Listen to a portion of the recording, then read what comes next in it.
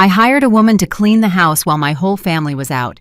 An hour later, she called me and whispered, "Ma'am, is someone else in the house?"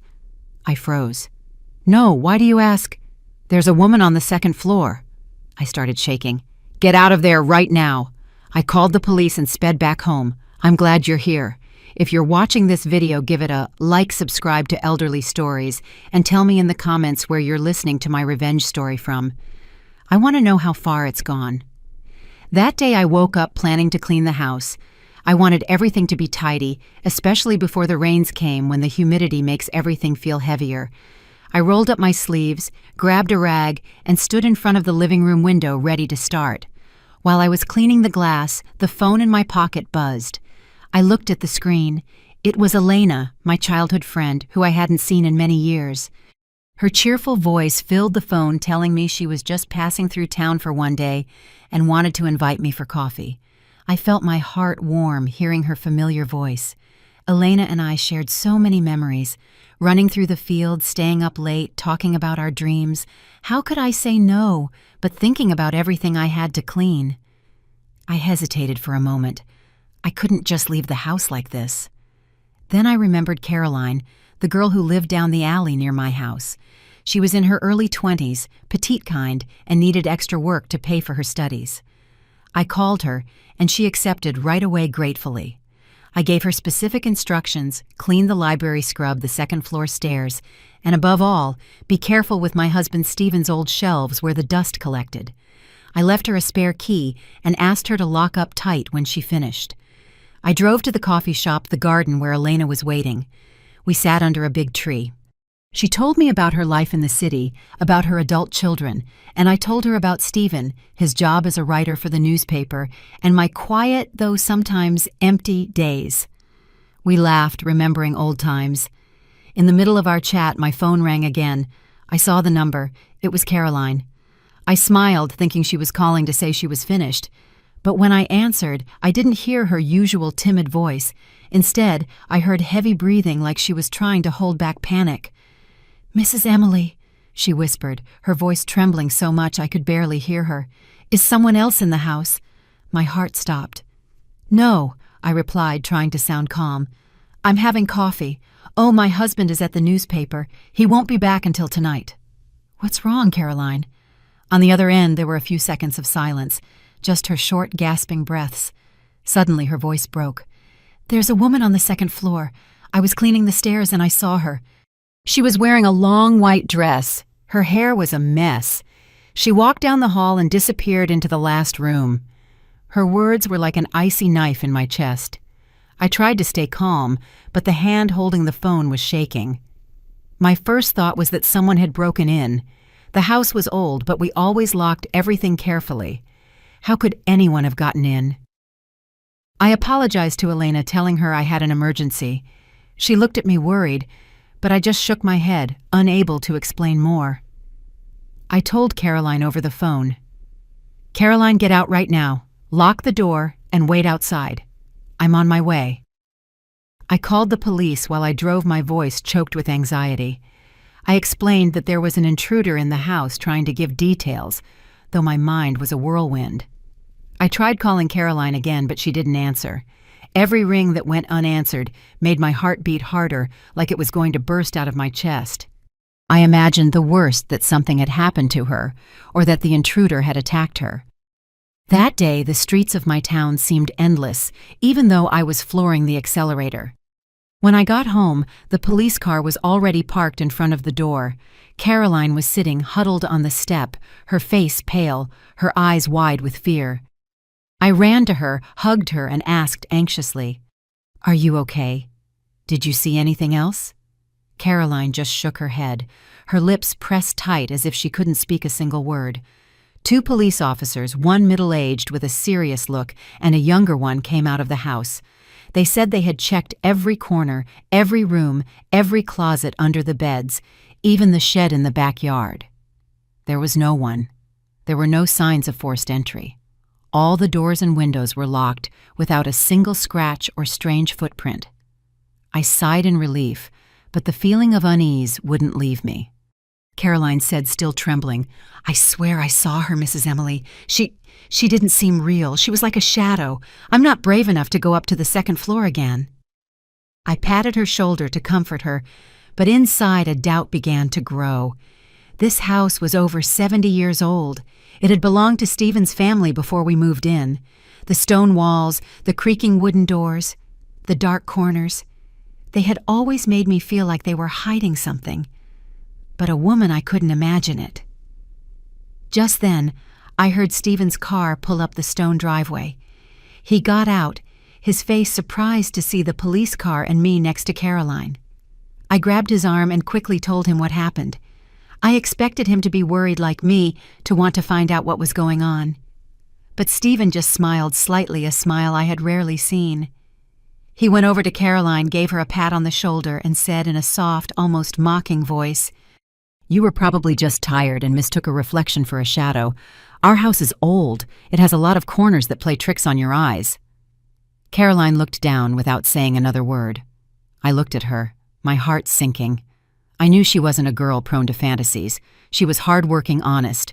She had no reason to make something like this up. But Stephen's look, his calmness, started to make me doubt myself. Maybe he was right. I apologized to the police for making them come out. A bitter shame rose in my chest.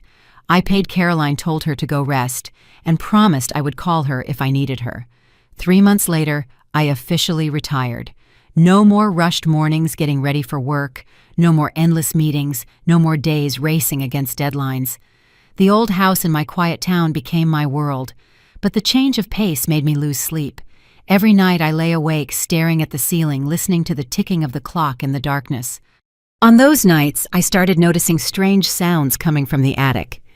At first they were faint noises, like something small accidentally falling to the floor. I convinced myself it was just the wind blowing through the old windows, or the wood creaking with the weather. But little by little the sounds became clearer, more distinct. I heard something like a chair being dragged across the floor, slowly, heavily. Then footsteps light but constant, as if someone was pacing back and forth.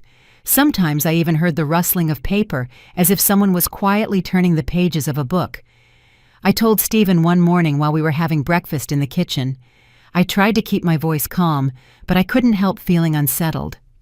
"Honey, I've been hearing noises in the attic lately. It's not the wind. It sounds like someone is up there." Stephen yawned without looking up from the newspaper in his hands. He replied distractedly, "It's just rats, Emily. Our attic is old, it's full of junk. It's a paradise for mice. Tomorrow I'll buy some traps, set them, and that's it." The next day, just as he promised, Stephen brought home some big metal traps, the kind that make a loud clack when they snap shut. He placed them at the foot of the stairs, leading to the attic right under the old wooden door. "There," he said, dusting off his hands. "Now you can sleep peacefully, love." Strangely, the noises disappeared completely after that. No more footsteps, no more dragging chairs, no more rustling paper. I sighed with relief, convincing myself that Stephen was right. Maybe it was just mice, and I had worried for nothing. But then other strange things started happening. Things impossible to ignore. One afternoon, I bought a piece of spicy sausage from the local market, my favorite for its intense flavor. Stephen, on the other hand, had never liked spicy food. He wouldn't even taste it. I carefully wrapped the sausage in paper and put it in the refrigerator, planning to enjoy it over the weekend. The next morning when I opened the door, I froze. A large piece was missing. The cut was uneven, as if someone had sliced it in a hurry. I asked Stephen, who was reading the paper in the living room, "Did you take some of the sausage from the fridge?" He looked up, frowning, as if my question was absurd. Yesterday I felt like trying something spicy, so I cut off a little piece," he replied distractedly. "It was good, actually." I stood there frozen, not knowing what to say. Stephen had never been able to stand spicy food. He even complained when I cooked something with too much seasoning. But I didn't want to argue, so I just nodded and walked away with doubt stuck in my chest. A few days later, the sausage had disappeared completely. I searched the refrigerator, checked the trash, but found no trace. This time, I didn't ask Stephen anything. An uncomfortable feeling like a cold stone began to settle inside me. until one Saturday afternoon, Stephen and I went to a nearby city to visit some old friends. We left early in the morning and got back late at night. When we entered, the house was as silent as always. I went up to the second-floor bathroom to wash my face and shake off the day's fatigue. But when I stepped inside, I felt something cold and wet. The floor was soaked. The water seeped between my sandals, icy. The floor was completely wet, as if someone had just taken a shower. I looked around and saw drops still sliding down the tub walls, shining in the light. My heart was pounding. No one had been home all day. How was this possible? I called for Stephen, my voice trembling. "Come here, please. The bathroom is soaked like someone just took a shower." He came in, looked for a moment, and shrugged. "It must have been the afternoon rain that got in through the ceiling vent, love." I looked out the window. The street in front of the house was dry under the streetlights. "It hasn't rained, Stephen," I said, trying to sound calm. He frowned a little, annoyed. "Then it must be a leak in the old pipes. You're always worrying about nothing. I'll call a plumber tomorrow." But he never called a plumber. In the following days, the bathroom floor was dry, as if nothing had happened. I checked the pipes too, but everything seemed normal. Stephen's explanation, though it sounded reasonable, didn't erase the growing unease inside me. The noises in the attic, the missing sausage, the puddle of water with no source. It all seemed like disconnected fragments, but when I put them together, they formed a contradictory image I couldn't stop thinking about. A week later, I decided to clean Stephen's library. It was his pride and joy, a small room on the second floor with dust-covered oak shelves filled with hundreds of old books and documents. I always thought we should donate some of the books we barely read to the city library so they could get into the hands of people who needed them. That day, I stood in the middle of the room starting to sort books on Stephen's desk. There were piles of drafts, notes, and papers stacked chaotically, as if he never intended to organize them. When I lifted a heavy pile, my hand trembled and all the papers spilled onto the floor. The sound of the paper hitting the floor broke the silence of the room and made me jump. I bent down to pick them up, and just then a small wooden drawer that had been stuck for years popped open with a dry click. I hesitated for a moment and looked inside. There, under a pile of yellowed drafts, was a small hardcover notebook, dark brown leather with worn corners. It looked old. It didn't look like it belonged to Stephen. He always liked modern, neat things, laptops, pens, and pristine white paper. That notebook with its worn leather cover and a loose string seemed like it was from another era. With a mix of curiosity and fear, I picked it up, my hands shaking a little as I opened the first page. Inside were pages full of handwriting. The handwriting was soft, elegant, clearly a woman's. I flipped through the pages, skimming. They were story outlines, character descriptions, plot ideas. There was a fragment that spoke of a small village on a mountainside where a woman lived alone, waiting for someone who would never return. Another mentioned a buried secret with details that gave me chills. These ideas, though different, had a similar feel to the plots of Stephen's most famous novels, the ones that made him famous. My heart was pounding my throat dry. It couldn't be a coincidence. I know Stephen too well. He hates writing by hand. He always said it was slow and messy, a waste of time. Everything he did, from novel drafts, work notes, to shopping lists, he did on the computer. I remember one time when I asked him to write down a restaurant's address instead of grabbing the pen right next to him, he turned on the computer to type it. So whose notebook was this? A secret collaborator, a fan who had given it to him. I sat in the chair, the notebook feeling heavy in my hands. A part of me wanted to show it to Stephen as soon as he got back. I wanted to hear his explanation. But I hesitated. I know him too well. Stephen always knows how to make everything sound logical. He would smile. He'd say it was a gift from a reader or an old idea from when he tried writing by hand. And I, like so many times before, would nod and let it all sink into silence. But not this time. I wouldn't let it go. Carefully, I put the notebook back in the drawer and pushed it all the way to the back, as if I was afraid it would disappear if I didn't keep it hidden. That night, I was sleepless again. Lying in bed, I stared at the ceiling and listened to the ticking of the clock in the darkness. Around 2 a.m, a faint creak came from the hallway. It was a small noise, but in the silence of the night, it was perfectly clear, like a disturbing whisper. I sat up straight, my heart racing. I don't know why. I immediately thought of the small door that led to the attic, the one Stephen and I almost never opened.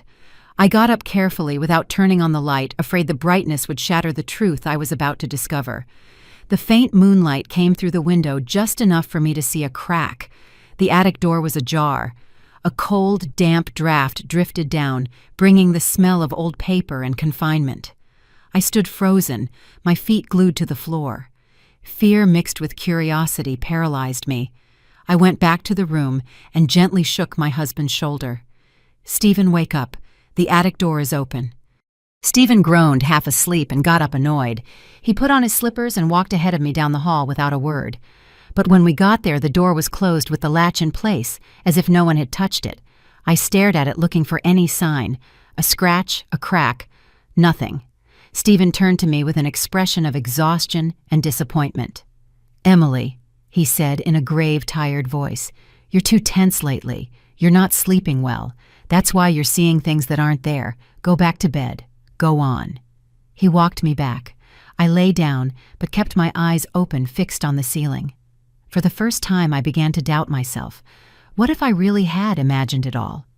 In the days after I found the mysterious notebook, I tried to keep everything normal, though inside I was consumed by unease. I started watching Stephen's every move, every look, every word. He had recently picked up a new habit that only increased my suspicions. Around 10 at night, when I was already in bed with a book in my hands, ready to sleep, he would say he had to keep working in the library. "I need to concentrate a bit, Emily," he'd say in a soft but firm voice. "The manuscript is at a difficult part.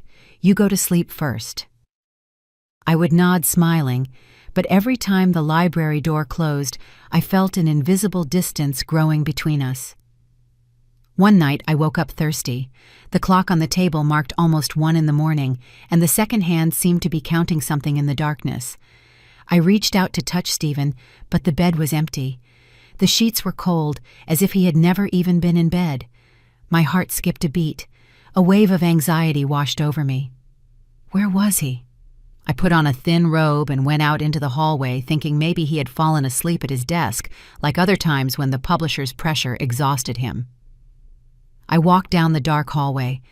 The dim light from the living room cast strange shadows on the walls. I pushed open the library door, but the room was empty, the computer screen dark, the chair perfectly placed under the desk as if no one had been there. I called out softly, "Stephen." My voice echoed in the silence, but there was no answer. I went down to the kitchen, thinking maybe he had gone for water, but it was also empty. Only the moonlight came through the window, making the shadows of the dishes on the shelves look like ghosts. I started walking through the house, calling his name, my voice growing more shaky. My heart was pounding as if sensing I was about to face something. As I passed the stairs that led to the second floor, I heard a very soft footstep, almost imperceptible if you weren't paying close attention. I looked up, and in the dim hallway light, I saw a silhouette slowly coming down. It was Stephen. He was barefoot, walking carefully as if he didn't want to make the slightest noise. In his hand, he was carrying a porcelain plate, the kind we used for weekend dinners. When he saw me standing there, his eyes widened in surprise. A look of shock crossed his face. The plate slipped from his hands, hit the stone floor with a sharp clang, and shattered into pieces. That sound tore through the silence of the night, startling me, and I took a step back. I looked at the fragments, confused. The plate was empty. Clean. No crumbs or grease, as if it had been carefully washed. That only added to my confusion. I looked up at Stephen and asked with a trembling voice, "What were you doing up there at this hour? I thought you were in your office." He bent down and started picking up the pieces with slow movements, as if trying to buy time to think of an answer. He avoided my gaze and said in a forced tone, I got stuck on the end of the book. The editor won't stop pressuring me, you know. I needed a quiet place, so I went up for a while. I got hungry and brought up some food." I stood there watching him pick up the pieces, unable to fully believe him. I knelt down to help him. When our fingers brushed against the cold floor, I felt a cold chill of distance. The hand that once comforted me now chilled my skin. I knew he was under a lot of pressure from the publisher. The constant calls from Mr. Ramos, his editor, had him on edge. Maybe I told myself he just needed space to write. Maybe I was overreacting. The next morning, the house felt heavy, as if an invisible cloud was floating over us. I woke up tired, my head full of unanswered questions. Stephen, avoiding my eyes, got up earlier than usual. I heard him making coffee in silence, the soft clinking of porcelain, but without the usual good morning. He locked himself in the library, closing the door firmly, and I knew he didn't want to be disturbed. I stood in the hallway, looking at that wooden door with a heavy heart. Around noon, Stephen came out dressed in a gray suit and carrying a small suitcase. He stopped in the living room where I was sitting with a cup of cold tea. "I need to get away for a few days," he said in a flat, emotionless voice. "Maybe I'll go up north for a bit. I need a change of scenery to get inspired." I looked up, surprised. Stephen never left without notice. He always planned everything in advance, consulted me on the itinerary. "Why so suddenly?" I asked, trying to sound calm, though my heart was pounding. He didn't look at me directly. His eyes were fixed on the window where the sunlight filtered through the dust-covered glass. "The idea just came to me," he replied in a monotone voice. "Be careful while I'm gone." But just before he walked out the door, he turned suddenly and put his hands on my shoulders. His grip was stronger than usual, which made me jump. "Emily," he said in a low, serious tone, "while I'm gone, don't have anyone over. Do you hear me? Especially not anyone from the newspaper. If Mr. Ramos, my editor, comes looking for me, tell him I went on a trip, and you don't know when I'll be back." I nodded, but a sense of unease grew inside me. His words didn't sound like a simple warning. They sounded like an order, an alert. Stephen had been gone for about 2 hours when the doorbell rang. I looked through the peephole and saw Mr. Ramos, Stephen's editor, with a young assistant. They both looked impatient. I hesitated for a moment, my hand on the doorknob, feeling my chest tighten. Stephen's words echoed in my head, but I couldn't just stand there without opening the door. I took a deep breath, opened the door, and forced a smile. Mr. Ramos didn't wait for an invitation. He walked straight into the living room with an annoyed expression. "Mrs. Emily," he said harshly, "I know Stephen is home. Stop covering for him. We need the manuscript urgently. The deadline was 2 weeks ago." Keeping calm, I repeated exactly what Stephen had told me. "I'm sorry, Mr. Ramos, but Stephen left this morning to find inspiration. I don't know when he'll be back." Mr. Ramos let out an ironic laugh that chilled my blood. He pointed toward the Vargas' house, our neighbors across the street. "Don't lie to me anymore," he said sharply. "Mr. Vargas told me he sees the attic light on late every single night. If Stephen is working that much, he should have the manuscript ready by now, not hiding like this." The young assistant, a girl with a kind look, intervened. "Ma'am, we just want to help. If Mr. Stephen is having writer's block, he should talk to us. We can support him." Her tone was soft, but I couldn't concentrate anymore. Ramos's words hit me hard. "The attic light, I never noticed that. We hardly ever went up there. It was full of old boxes and cobwebs. Why would a light be on, and why would Mr. Vargas say he saw it every night?" My heart stopped. I tried to keep my composure as I walked them to the door, promising to let Stephen know as soon as I heard from him. But as I closed the door, I leaned against it, shaking. My mind was spinning.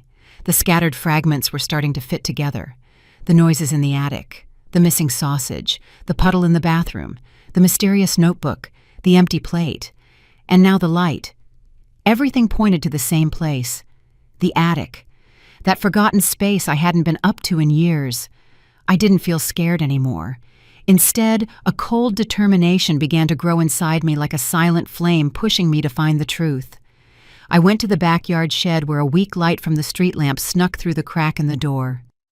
The smell of dust and old oil made me cough. I looked for the old folding ladder we hadn't used since we moved in. It was heavy, covered in dust and cobwebs, as if time had left it behind. I dragged the ladder down the second-floor hallway, each step feeling heavy, as if I were carrying all my accumulated suspicions with me. When I placed it under the hatch that led to the attic, I felt my heart pounding, but not from fear. It was an urgency, a certainty that I was about to discover something that would change everything. The metal latch was rusted so stiff that I had to use all my strength, grit my teeth, and push hard until it gave way. The sound of the metal clicked like a final warning.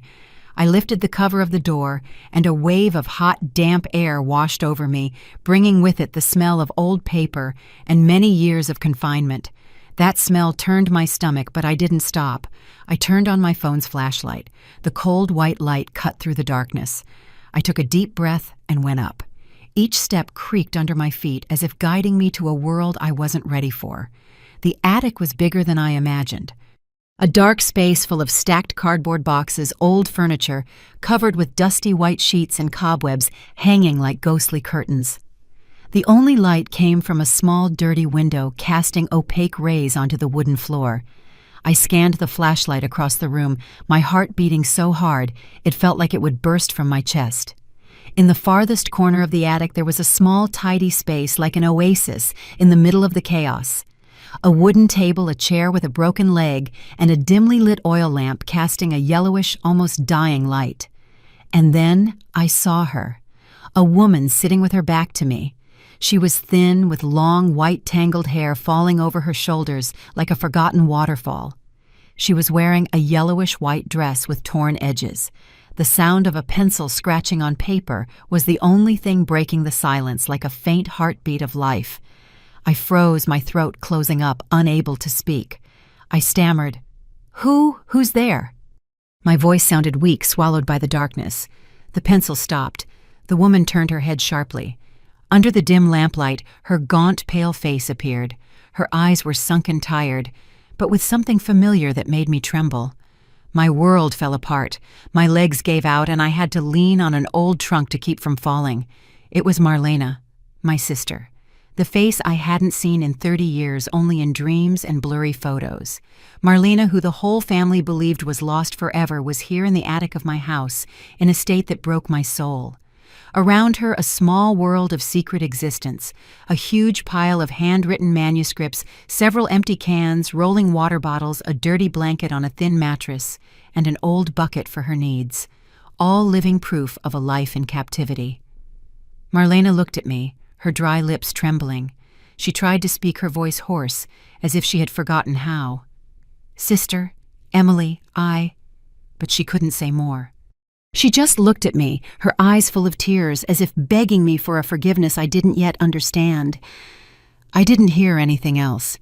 Tears streamed hot down my cheeks. I walked toward her like a sleepwalker, my legs trembling and my head spinning. Marlena, my sister, the one I had cried for until my soul ran dry, thinking I had lost her forever, was now here alive like a ghost inside my own home. I grabbed her thin arm, feeling every fragile bone under her skin. "Go downstairs," I said between sobs, my voice breaking. "Go downstairs now, Marlena." I helped her stand up. A storm of emotions raged inside me. Joy at finding her pain, at seeing her like this, and fear of the questions screaming in my head. Why was she here? Who did this to her? And Stephen? What did he have to do with this? I led her down the stairs. Her every step was unsteady, as if her legs didn't remember what it was like to leave that dark attic. The light of the house lit up her face, highlighting her sunken features and squinting eyes unaccustomed to the brightness. She looked like a creature of darkness, seeing the sun for the first time, and it broke my heart. Marlena, my sister, who once shone so brightly in our town, was now just a fragile shadow.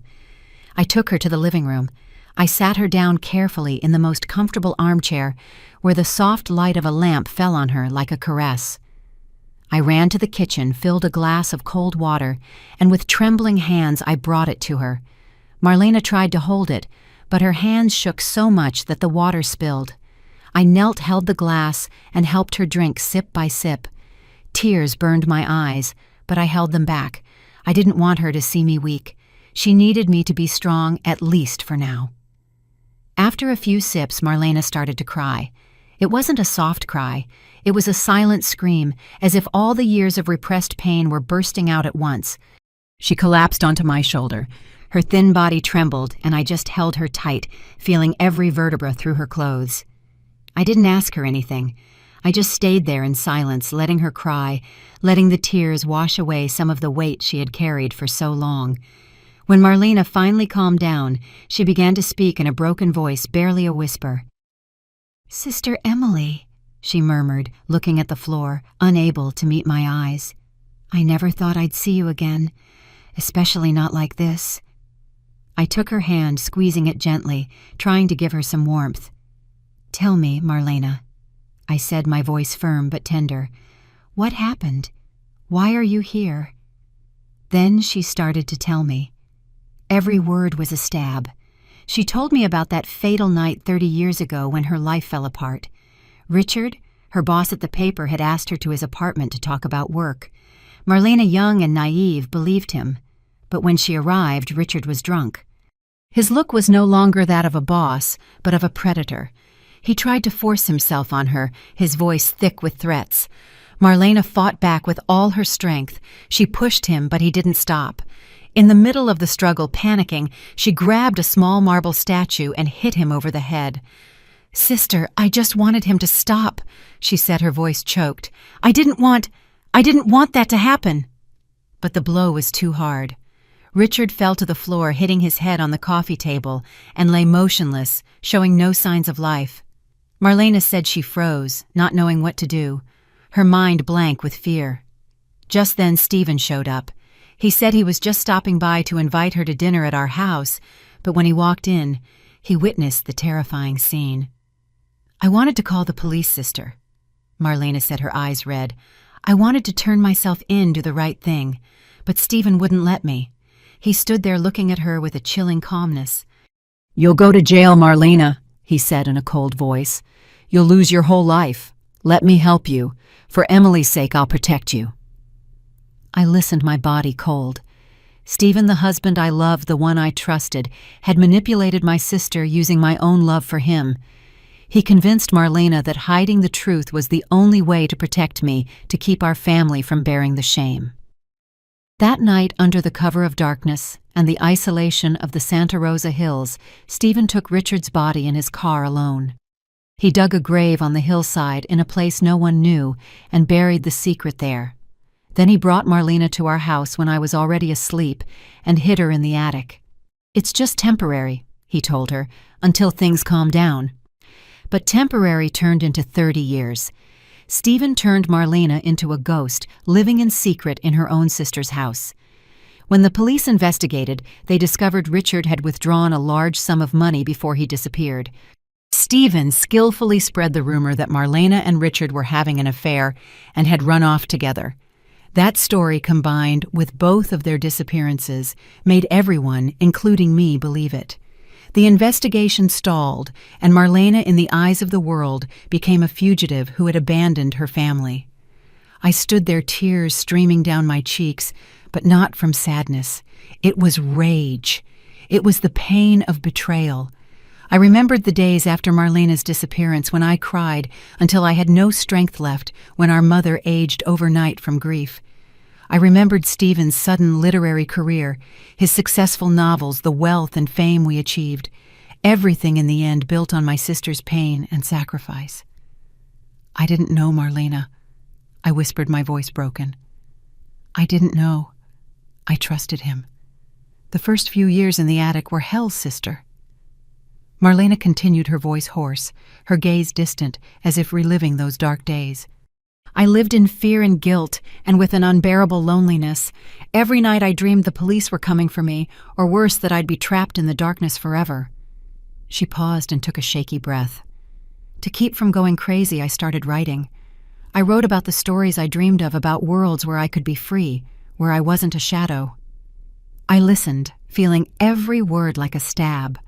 I pictured Marlena, the vibrant young woman she once was, huddled in that cold attic, clinging to a pencil, like it was her last spark of hope.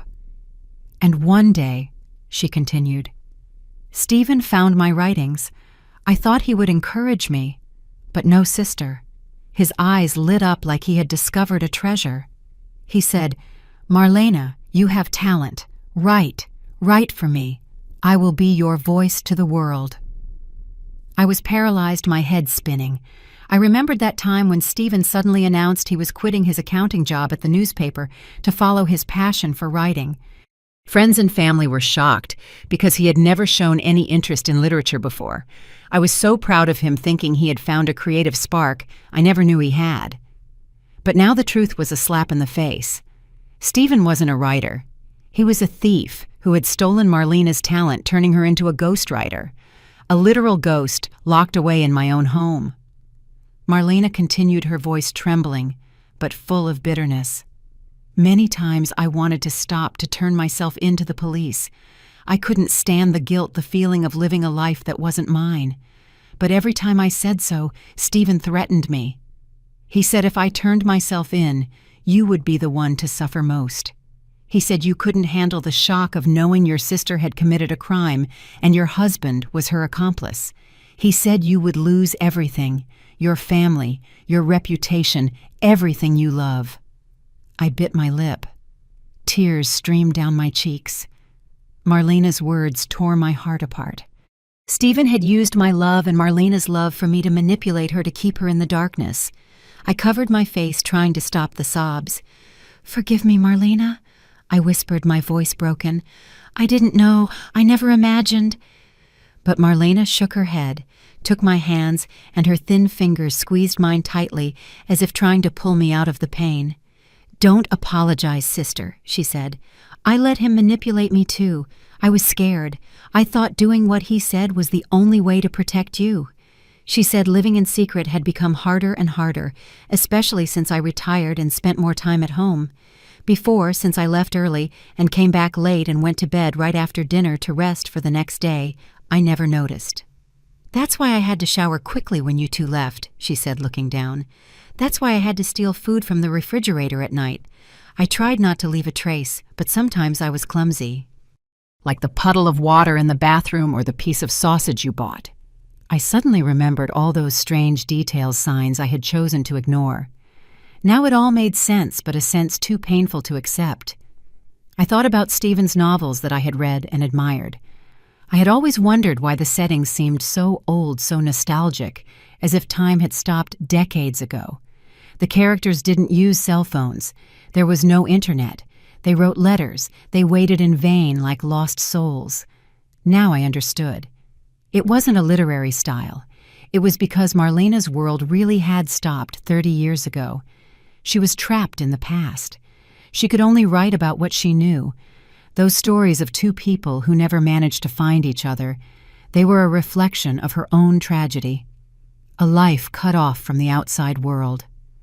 Marlena took my hands, her eyes filled with tears. "Sister Emily," she said, her voice shaky but firm, "I can't live like this anymore. I've paid for my mistake for 30 years in this prison. Now I want to face real justice. I want to turn myself in." Her words were a final stab, cutting the last threads of hope I had left. I had already lost her once when I thought she had run away. I didn't want to lose her again. But looking in her eyes, I knew it was what she needed. Release. The truth, no matter how painful. Tears rolled down my cheeks, but I nodded, squeezing her hand tightly. "Okay, Marlena," I said, my voice choked. "I'll take you to the police station. We'll face this together." I hugged her, feeling her fragile body in my arms. My heart was full of pain, but also a small spark. The hope that even late, I could still help her regain her freedom. The next morning, I dressed Marlena in some of my clean clothes. The dress was big on her thin frame, but at least it made her look more presentable. We hadn't slept all night. I sat with her in the living room, telling her how the world had changed. The tall buildings, the smartphones no one could look away from, and the loved ones who were no longer with us. Marlena just listened in silence, her gaze distant, as if trying to imagine a world that had been stolen from her. I drove to the Central Police Station with Marlena sitting beside me. She was huddled in the passenger seat, her hands clasped, her eyes fixed on the window, as if she were a stranger seeing an unknown planet for the first time. "Everything has changed so much," she whispered, amazed at the electric cars driving by, or the kids taking pictures with their phones. I took her hand and squeezed it gently, trying to give her some courage. "I'm here, Marlena," I said, my voice trembling. "We'll get through this together." At the station, I asked to speak directly to the chief of detectives. At first, they refused, saying we needed an appointment. But when I mentioned the disappearance of Marlena del Rosario, which happened 30 years ago, their attitude changed completely. An officer took us to an interrogation room, a small room with gray walls and a cold metal table. With my help, Marlena began to tell her story. Her voice was clear and calm, as if she had rehearsed these words 1,000 times in her mind. She spoke of that fatal night of Richard, of the accidental blow that took his life, and of how Stephen hid her in the attic, turning her into a ghost for 3 decades. The police listened in disbelief. One took notes nonstop, while another spoke into his radio with an urgent tone. Marlena's confession shook the entire station. The case files were immediately reopened. An investigation team was sent to my house to search the attic and collect evidence of Marlena's hidden life: the manuscripts, the food cans, the dirty blanket. Another group, following Marlena's precise directions, set out for the Santa Rosa hillside. After a few hours of searching, they found human remains buried under an old tree deep in the woods. Preliminary DNA analysis confirmed they belonged to Richard, the man everyone thought had run away with her. The arrest warrant for Stephen was issued that same day. Police set up a sting at our house, waiting for his return from his inspirational trip up north. I wasn't there, but later Mr. Vargas, our neighbor, told me Stephen didn't resist when they handcuffed him at the gate. He just lowered his head, his face expressionless, as if he had always known this day would come. Hearing that, I felt a strange emptiness. The man I once loved, the one I trusted blindly, was now just a distant shadow carrying the secret that destroyed my entire family. I hired the best lawyer for Marlena, someone who promised to fight for clemency. With the argument of self-defense and the 30 years she spent locked away, manipulated by Stephen, I believed justice would see her as a victim, not a criminal. I spent all day preparing things to take to her: clean clothes books and the dishes she loved most as a child. I wanted her to know that no matter what, I would always be by her side. But a few days later, as I was packing things to visit her, the phone rang. A cold, formal voice spoke on the other end of the line. "Mrs. Emily, we regret to inform you, Marlena del Rosario took her own life at the detention center last night."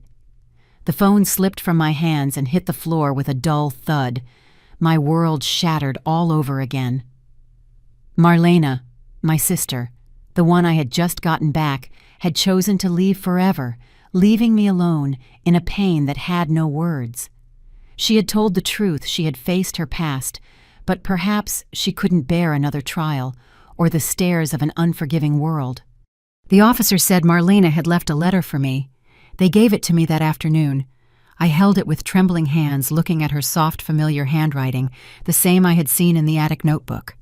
But now it was a clumsy, unstable script, as if she had used her last ounce of strength to write it. I opened the letter, and the tears fell before I read the first line. "Dear Sister Emily," she wrote, "when you read this, I will finally be truly free. For 30 years I wrote to survive, to not disappear, but I could never write under my own name. I lived as a ghost, and now it's time for that ghost to fade away. I don't regret telling the truth. It was the only right thing I did. Don't be sad." Think of it as me finishing my life story. The final manuscript is still in the attic inside a wooden box under the table. It's the only work I wrote about myself, if you can let it bear the name Lucy del Rosario. I folded the letter, clutching it to my chest, soaking it with my tears. Lucy del Rosario. The name Marlena wanted to use if she ever became a writer, the name they stole from her. I knew I had to fulfill her last wish. I would find that manuscript and bring it to light so the world would know Marlena's story, not as a ghost, but as a woman, a writer, a soul who fought to be free. Stephen's trial took place a few months later, becoming a scandal that rocked the entire country. The press called it the Writer and the Ghost in the Attic Scandal. Newspapers filled their front pages with Marlena's story, a young woman imprisoned, stripped of her freedom, and used to build the fame of a man who didn't deserve it. Faced with irrefutable evidence, the remains of Richard found on the Santa Rosa hillside, the manuscripts found in the attic, and Marlena's testimony before she died, Stephen lowered his head and confessed. He was charged with multiple crimes: copyright theft, kidnapping, complicity in covering up a crime, and obstruction of justice. The sentence was a fitting end, but I felt no relief. For me, Stephen had died the day I discovered the truth, the day the man I loved became a stranger. I didn't attend the trial. I couldn't face him. I couldn't look into the eyes that once spoke words of love to me, but hid such a terrible secret.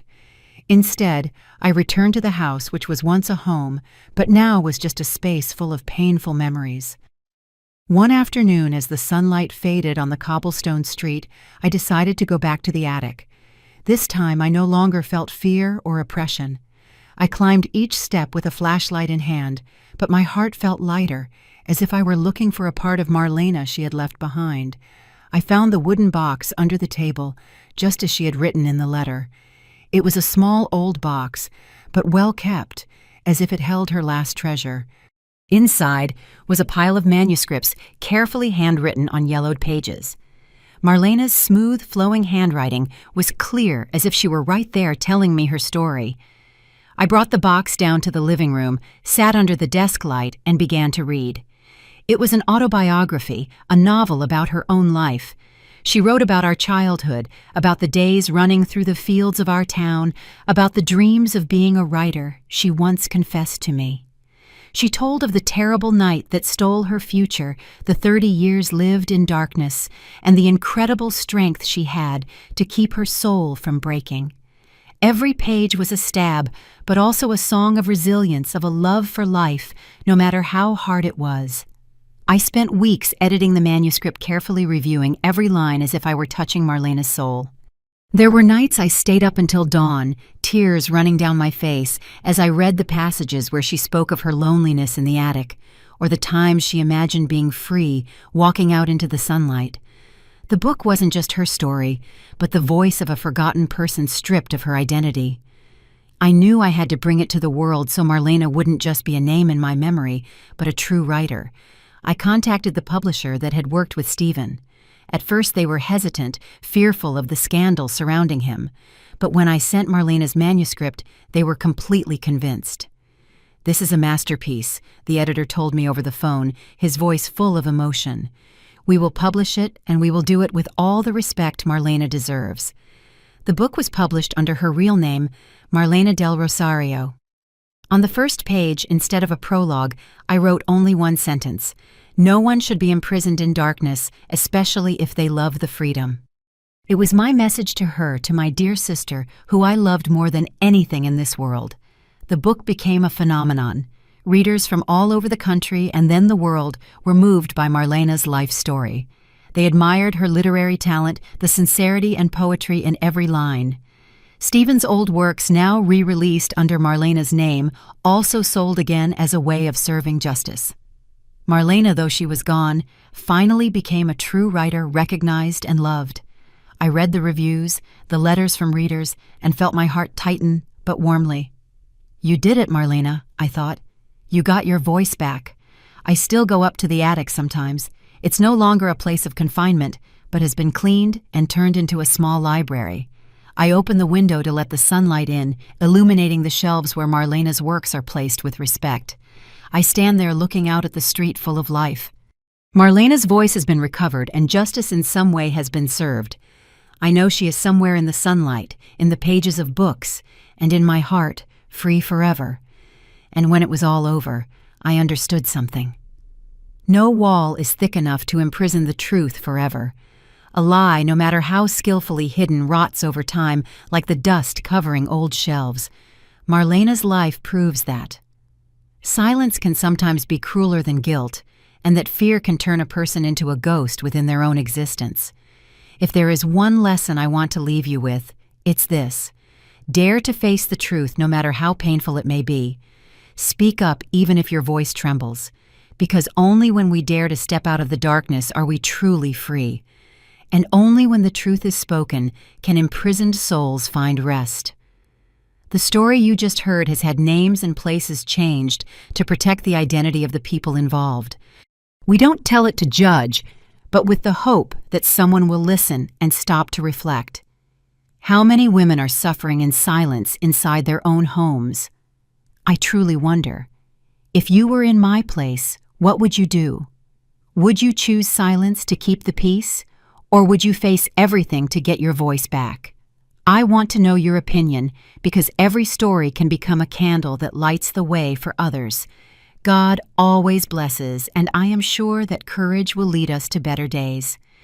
For now, on the end screen, I'll leave 2 of the channel's most beloved stories. I'm sure they will surprise you.